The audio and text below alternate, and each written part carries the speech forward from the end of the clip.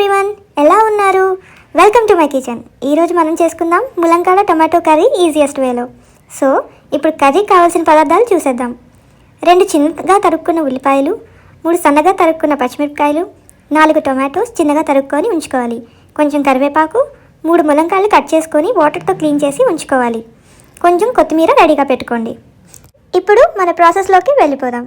ముందుగా స్టవ్ మీద కడాయి పెట్టుకొని అది వేడయ్యాక ఒక 2 to 3 table spoons of oil వేసుకొని 1 టేబుల్ స్పూన్ ఆఫ్ ఆవాలు, 1 టేబుల్ స్పూన్ ఆఫ్ జీలకర్ర, ముందుగా తరిగి పెట్టుకున్న ఉల్లిపాయలు, పచ్చిమిరపకాయలు వేసి బాగా వేయించాలి.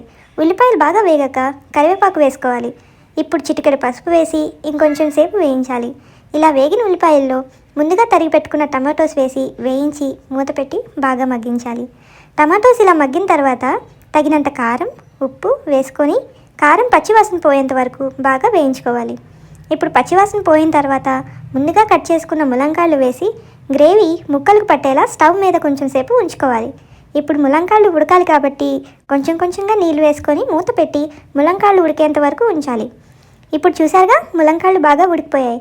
ఇప్పుడు కొత్తిమీరకు చిన్నగా తరుక్కొని స్టవ్ మీద నుంచి కూర దింపే ముందు ఇలా వేసుకోవాలి. ఒక 1 to 2 minutes మూత పెట్టి ఉంచితే కొత్తిమీర అరోమా కర్రీకి బాగా పడుతుంది. సో మన ఈజీ అండ్ ఫాస్టెస్ట్ రెసిపీ ములంకాడ టొమాటో కర్రీ రెడీ.